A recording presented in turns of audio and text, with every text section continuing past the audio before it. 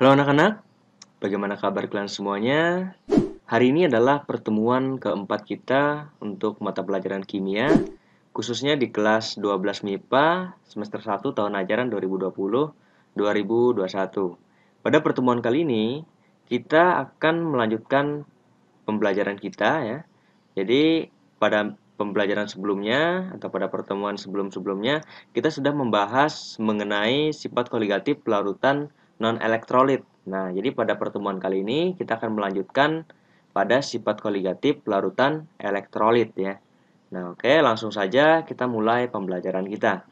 Sifat koligatif larutan. Di sini kita mengingat kembali ya bahwa sifat koligatif larutan itu merupakan sifat larutan yang bergantung pada jumlah partikel zat terlarut ya. Jadi dia bergantung pada jumlah partikel zat terlarut dan tidak bergantung pada jenis zat terlarutnya atau jenis pelarutnya ya. Jadi seperti itu untuk sifat koligatif. Nah, di mana sifat koligatif larutan non-elektrolit dan elektrolit ya. Jadi sifat koligatif larutan non-elektrolit yang non-elektrolit ya dan elektrolit ini berbeda ya. Nah, jadi sifatnya berbeda. Nah, kenapa berbeda? Karena pada konsentrasi yang sama ya, misalkan kalau kita bandingkan pada konsentrasi yang sama, larutan elektrolit ini mengandung jumlah partikel yang lebih besar atau lebih banyak dibanding larutan non-elektrolit ya. Nah, kenapa dia mengandung jumlah yang lebih banyak? Karena larutan elektrolit ini dapat terurai menjadi ion-ion ya, dapat terurai menjadi ion-ion atau disebut sebagai proses ionisasi ya. Jadi dapat terionisasi untuk larutan elektrolit.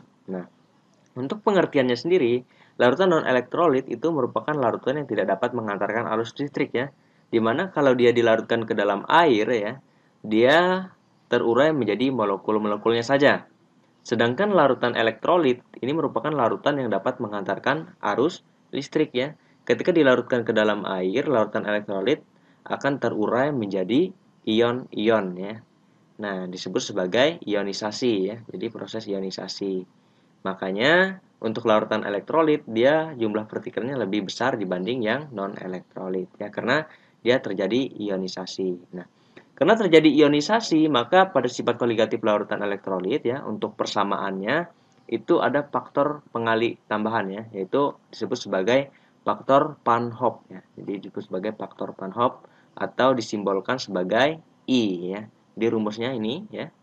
Rumusnya faktor Van Hoff atau I sama dengan 1 ditambah N dikurang 1 dikali dengan alfa. Untuk keterangannya, I itu adalah faktor Van Hoff, N sama dengan jumlah ion ya, alfa adalah derajat ionisasinya. Nah, seperti itu.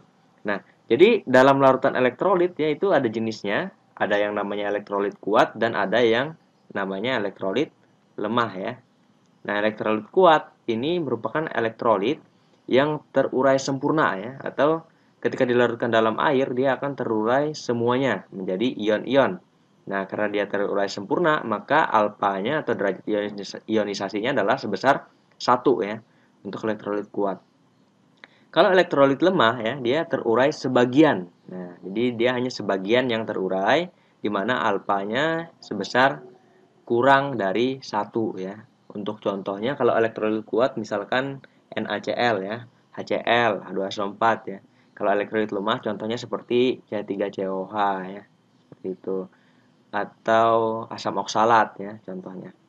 Nah, sekarang kita perhatikan ya di sini bagaimana cara mencari N ya atau jumlah ion. Nah, di sini ada contohnya.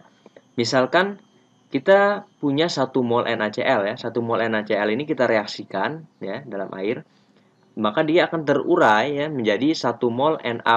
Nah, jadi dia terurai menjadi 1 mol Na+ ditambah dengan 1 mol Cl-. Nah, ini merupakan ion ya. Jadi NaCl ini kan dia larutan elektrolit ya. Maka dia dapat terurai menjadi ion-ion. Ada ion positif ya, Na+, dan ada ion negatif Cl-. Nah, di mana 1 mol Na+ ditambah dengan 1 mol Cl-. Jadi untuk persamaan reaksi itu harus setara ya. Kalau di sini Na-nya cuma 1 ya, maka setelah bereaksi Na-nya juga 1 ya, maka dia 1 mol. Kalau Cl-nya 1 mol ya, di sebelah sini juga harus 1 mol. Nah, untuk mencari N ya atau jumlah ionnya tinggal kita tambah ya. Ion positif dan ion negatifnya kita tambah. Nah, 1 mol, ion positifnya 1 mol, ion negatifnya 1 mol. Berarti 1 tambah 1 hasilnya 2 ya. Nah, seperti itu untuk jumlah N. Jadi kita harus reaksikan dulu baru kita tahu ya berapa jumlah N-nya seperti itu. Nah, contoh keduanya 1 mol CaCl2 ya itu terurai menjadi 1 mol Ca2+ ya. Kalau Ca itu ionnya adalah 2+ ya, Ca2+ ditambah dengan 2 mol Cl-. Nah, di sini perhatikan ya kalau persamaan reaksi harus setara. Kalau di sini kan Ca-nya ada 1 ya. Cuma 1, Ca-nya di sini 1. Nah, berarti 1 mol ya Ca, 1 mol Ca2+. Nah, sekarang perhatikan Cl ya. Cl-nya ada 2, Cl2 ya. Jadi ada 2. Maka di sini Cl yang di sini juga harus 2 ya, makanya 2 mol ya. 2 mol Cl-. Nah, seperti itu. Nah, sekarang kita tambah ya. 1 ditambah 2 hasilnya ada 3 ya. Maka N-nya adalah 3. Seperti itu. Nah, sekarang contoh selanjutnya 1 mol AlCl3 ya. Aluminium klorida ya. AlCl3. 1 mol AlCl3 ini terurai menjadi 1 mol Al3+ ya. Ionnya untuk Al itu 3+ ya. Al3+ ditambah 3 mol Cl-. Nah, 3 mol dari mana? Karena di sini Cl-nya ada 3 ya. Ada 3, Al-nya cuma 1 ya. Sini perhatikan Al-nya 1, Cl-nya ada 3. Maka 1 mol Al3+ ditambah 3 mol Cl-. Nah, maka N-nya adalah 3 ditambah 1, hasilnya 4. Nah, seperti itu ya. Oke. Jelas? Oke, jelas ya. Sekarang untuk lebih jelas lagi, sekarang perhatikan contohnya ya. Untuk bagaimana mencari faktor Van Hoff ya, mencari faktor Van Hoff. Nah, sekarang kita lihat. Kalau kita misalkan ambil contoh NaCl ya. NaCl ini kan terurai menjadi Na+ ditambah dengan Cl- ya. Di mana N-nya adalah 2. Karena di sini Na-nya 1 ya. Cl-nya juga 1. 1 tambah 1, 2. Oke, paham ya? Oke. Sekarang tinggal kita masukkan ke rumusnya faktor Van Hoff. I ya sama dengan 1 ditambah N dikurang 1 dikali dengan alfa. Nah, sekarang perlu diingat ya, kalau NaCl ini kan termasuk larutan elektrolit kuat ya, NaCl ini. Nah, jadi kalian harus tahu ya, contohnya contoh senyawa elektrolit kuat itu apa saja ya. NaCl contohnya ya, NaCl, NaOH ya, H2SO4 gitu ya, HCl ya. Nah, jadi kalau dia elektrolit kuat, maka alfanya sebesar 1 ya, karena dia terurai seluruhnya di 1. Nah, maka di sini tinggal kita masukkan. I sama dengan 1 ditambah, N-nya tadi kan 2 ya.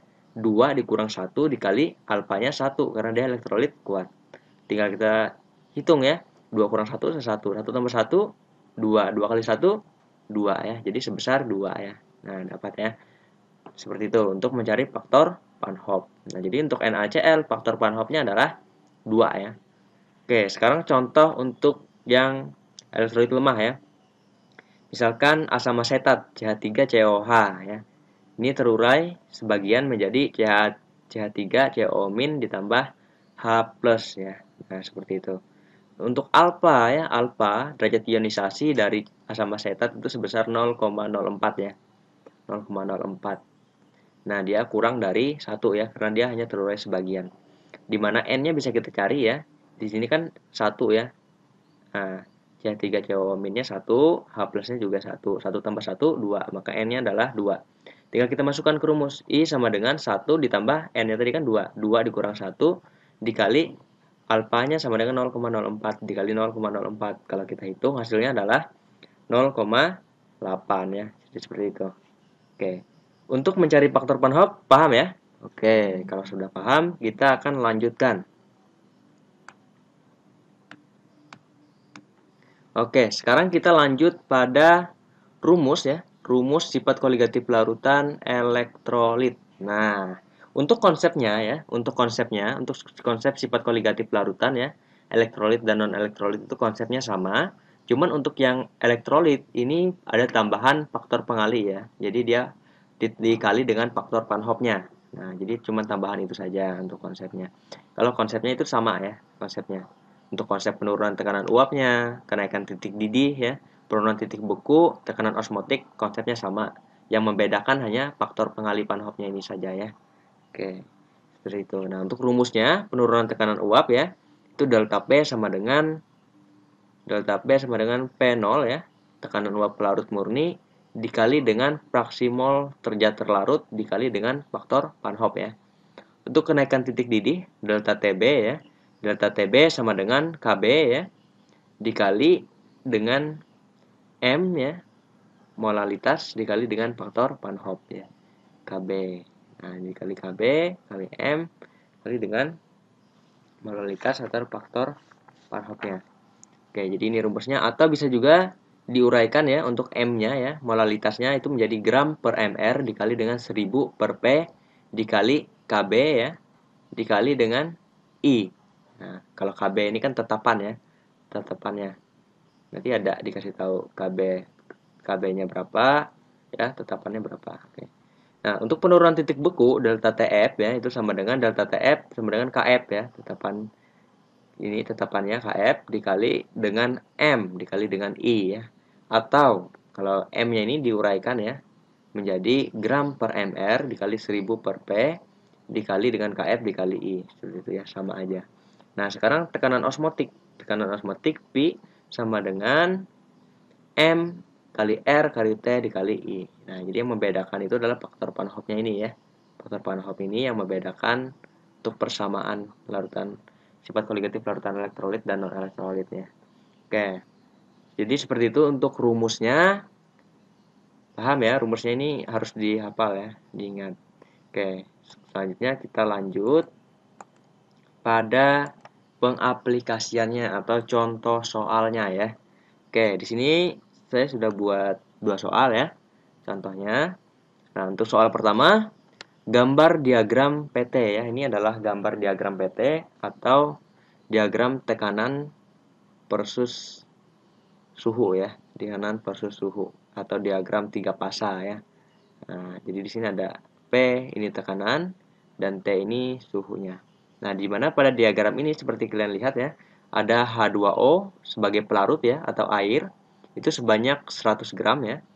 Dan ada zat terlarut adalah NaOH sebanyak 16 gram. Oke. Nah, di sini ada keterangannya ya. Tekanan uap air pada suhu 25 derajat Celcius adalah 24 mmHg.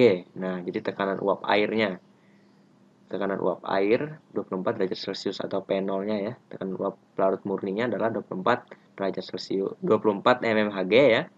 Kf air, nah ini tetapannya tadi ya, tetapan ini tetapan untuk Kf air sama dengan 1,86 derajat Celcius per molal ya. Untuk Kb air sama dengan 0,52 derajat Celcius per molal.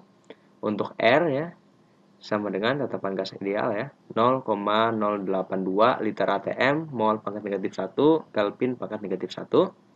Untuk mRNaOH ya, ini sebesar 40 gram per mol. Nah, ini MR ini sebenarnya bisa dicari ya. Kalian pasti sudah bisa ya, ini pernah saya ajarkan. Nah, sekarang pertanyaannya, tentukan A. Tekanan uap jenuh dan penurunan tekanan uap dari NaOH. B. Titik didih dan kenaikan titik didih dari NaOH. Dan C. Titik beku dan penurunan titik beku NaOH. Oke, seperti itu untuk soal nomor 1 ya. Nah, sekarang kita eksekusi dulu ya untuk soal nomor 1.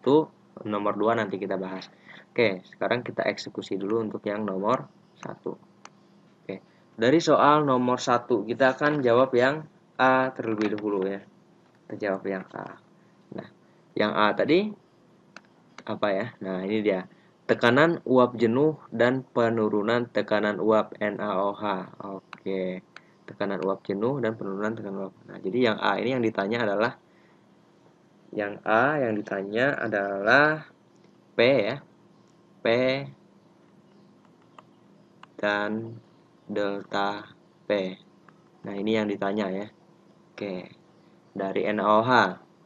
Nah, untuk menjawabnya ya, pertama itu kita harus mencari dulu mol ya, mencari mol.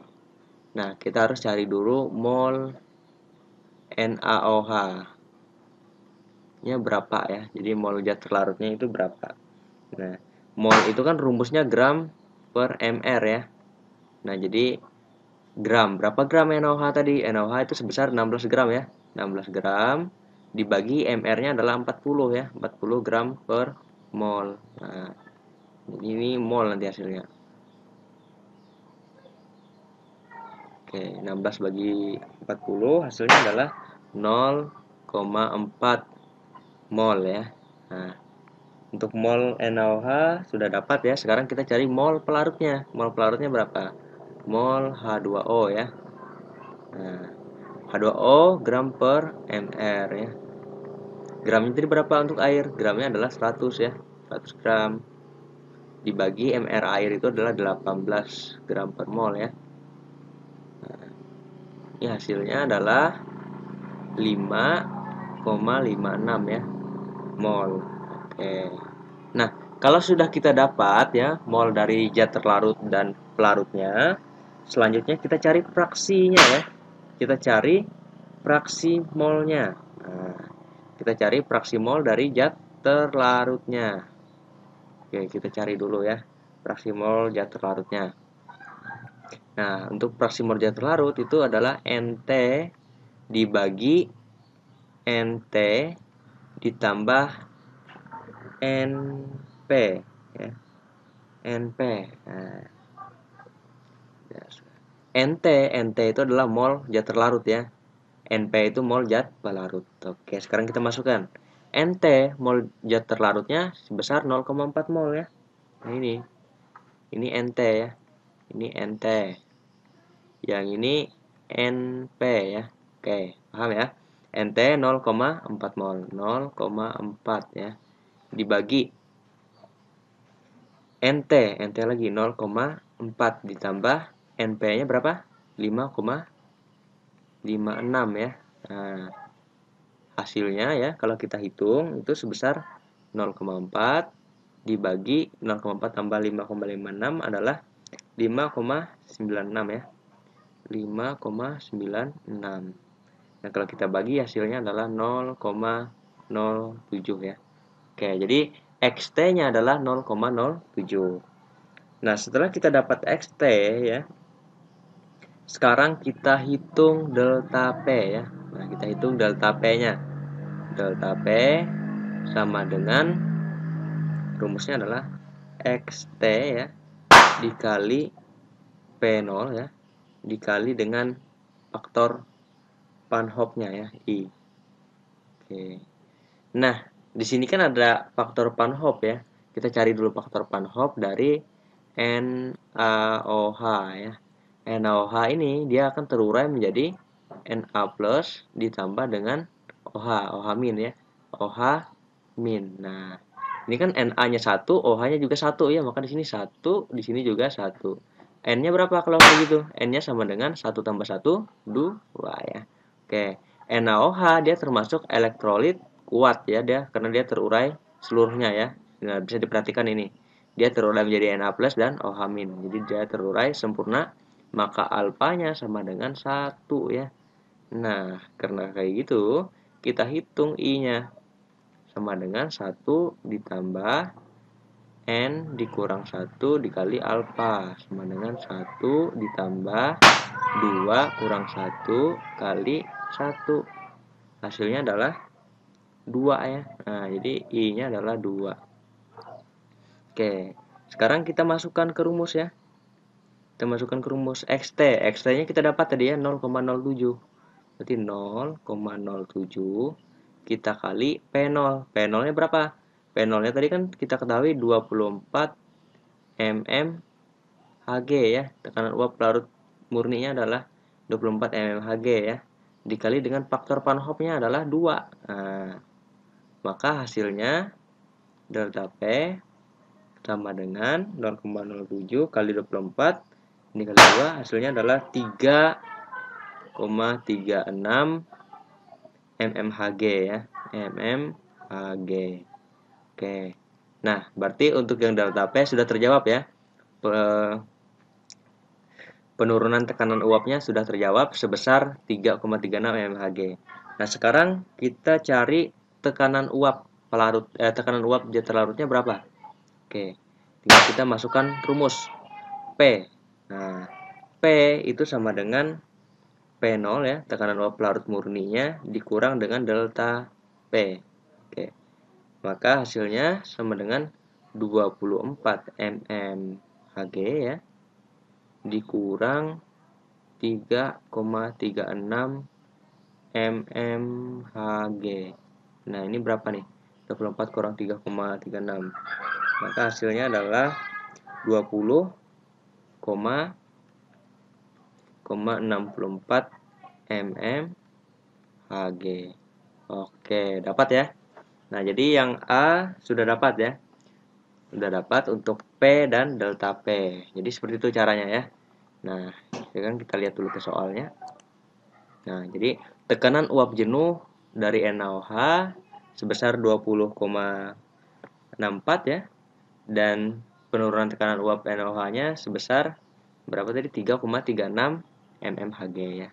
Untuk yang A sudah dapat, sekarang kita cari yang B. Titik didih dan kenaikan titik didih NaOH ya. Kita cari titik didihnya dan kenaikan titik didih. Berarti yang ditanya ini apa? Titik didih berarti TB dan delta TB ya. Oke. Kita kembali. Oke. Nah, kita jawab yang B ya. Yang B. Oke. Yang B ditanya adalah TB dan delta TB ya. Oke. TB-nya berapa? Dan delta TB-nya berapa ya? Oke, ini yang ditanya. Oke. Nah, cara pertama tinggal kita masukkan ke dalam rumus ya. Oke, rumus delta TB kita harus tahu ya, sudah kita bahas di awal tadi.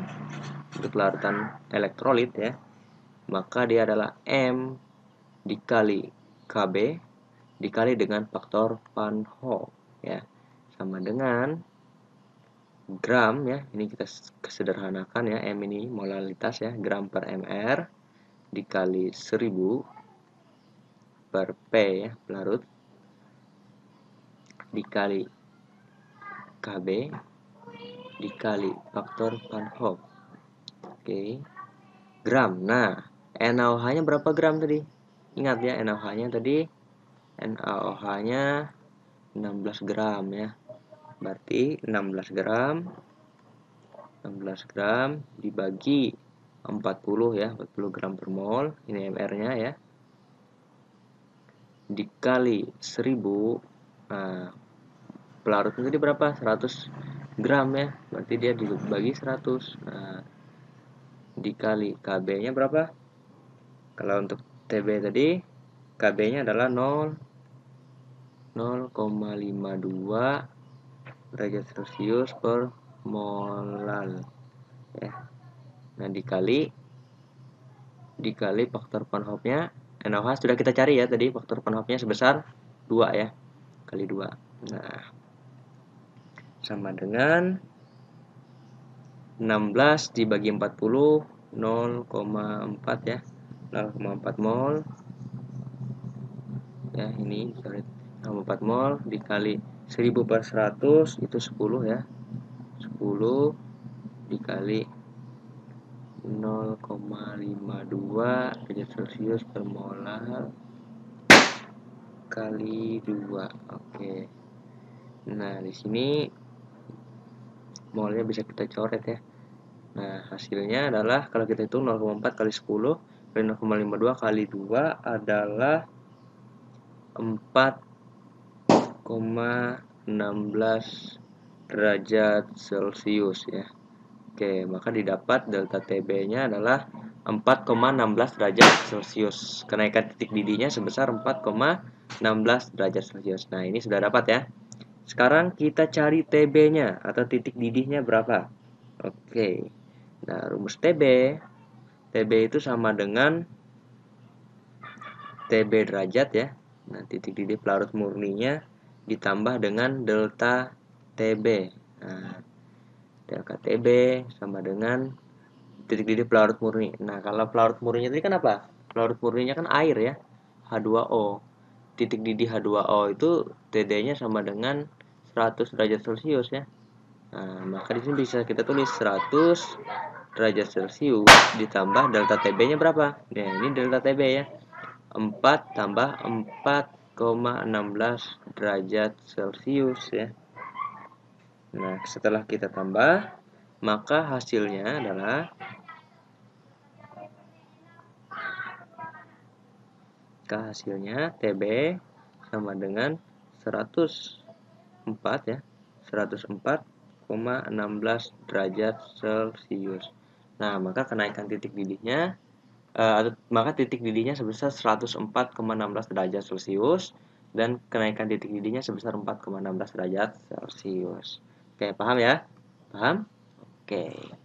Nah, kalau sudah paham, kita lanjut ke pertanyaan yang C ya. Oke, kita lihat dulu soalnya. Nah, yang C, titik beku dan penurunan titik beku NaOH ya. Nah, titik beku dan penurunan titik beku. Titik beku itu TF ya. Titik beku TF dan penurunan titik beku adalah delta TF. Nah, sekarang kita eksekusi dulu ya untuk soal nomor C ya, yang C. Oke. C. Oke, ditanya adalah TF dan delta TF ya. Ditanya. Oke. Nah, kalau kayak gini ya, tinggal kita masukkan ke rumus juga ya. Nah, rumus delta TF itu tinggal kita masukkan delta TF sama dengan M dikali tetapannya ya, KF dikali dengan faktor Van Hoff. Nah, M ini kita sederhanakan ya untuk molaritasnya. MR dikali 1000 per Pi kali KF dikali I. Oke.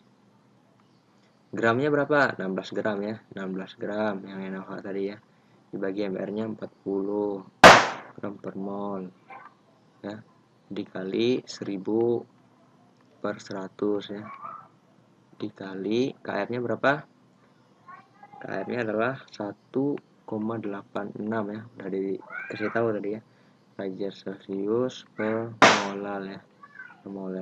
Per molar dikali dengan, nah, I-nya sudah kita cari ya, 2. Nah, kali 2 sama dengan, nih kalau kita hitung ya, 16 0,4 mol dikali 10 ya, dikali 1,86 derajat Celcius per mol dikali 2. Nah, kalau kita hitung 4 kali 10 kali 1 ini bisa dicoret ya molnya.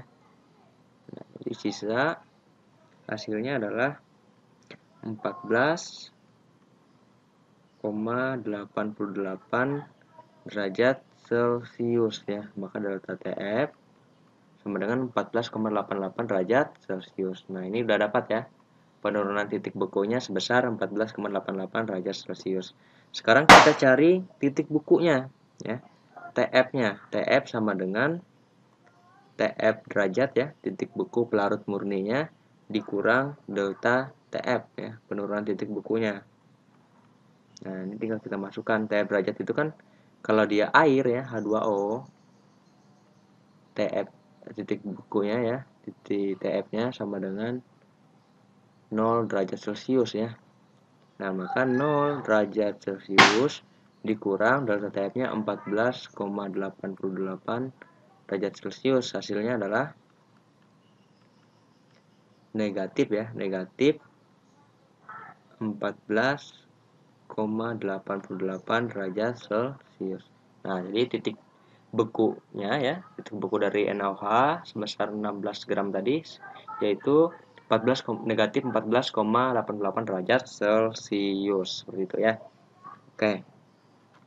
Itu untuk yang C ya. Jadi sudah semua ya untuk yang C ya. Oke, kita balik ke pertanyaannya tadi. Oke. Nah, yang C titik beku dan titik beku sudah semua ya. Oke. Sekarang ya kita akan jawab soal nomor 2 ya. Soal nomor 2, tentukan tekanan osmosis larutan NaOH 0,2 molar pada suhu 25 derajat Celcius ya. Oke. Soal nomor 2 ya. Tekanan osmosis. Ya, tekanan osmosis itu Pi ya. Pi. Nah, ini yang ditanya dari dimana M NaOH-nya itu sebesar berapa? 0,2 molar ya. 0,2 molar. Pada suhu T-nya sama dengan 25 derajat Celcius. Nah, T ini kita rubah dulu ya ke Kelvin. Jadi 25 ditambah 273 Kelvin, hasilnya adalah 25,273 itu sebesar 298 Kelvin ya, 298 Kelvin. 98 Kelvin. Oke. Nah, setelah itu tinggal kita masukkan ke rumus ya. Masukkan ke rumus. Oke. Pas nggak? Nanti dulu kita cek. NaOH-nya sebesar berapa tadi? Kita cek dulu ya.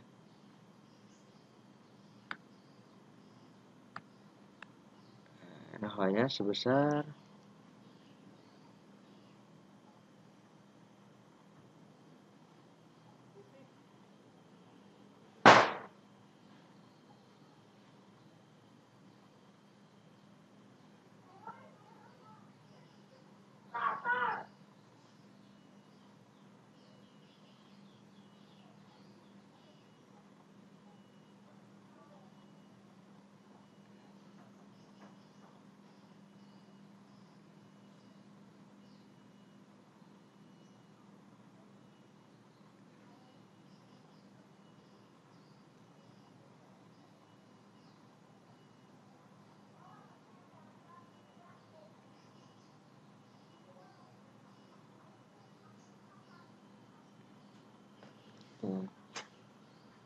Nah, jadi NaOH-nya itu sebesar 0,2 molar ya. Oke, 0,2 molar. Nah, setelah ini kita masukkan ke rumus ya. V sama dengan M kali R kali T kali faktor Van Hoff. Nah, M-nya berapa? 0,2 molar.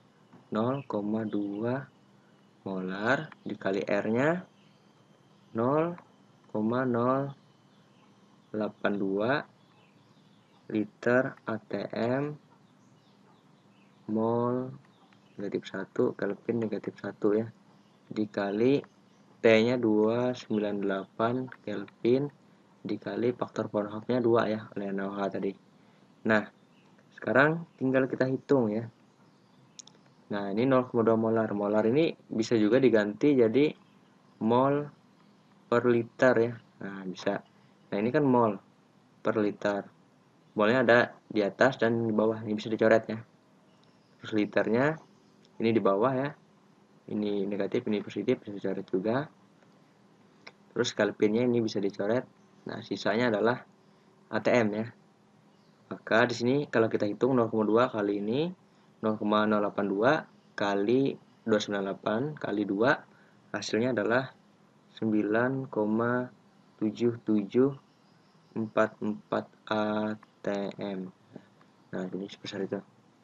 Didapatkan Pi ya sebesar 9,7744 ATM. Oke. Sampai di sini ya pembahasan contoh soalnya ya. Semoga kalian semua paham ya dengan apa yang sudah Bapak jelaskan ya. Cukup dulu untuk pertemuan kita kali ini. Silahkan dipelajari baik-baik materinya ya, jangan lupa belajar di rumah dan persiapkan diri kalian karena tidak lama lagi kita akan mengadakan ulangan awal semester ya, semester 1. Oke. Sampai jumpa pada pertemuan selanjutnya. Terima kasih.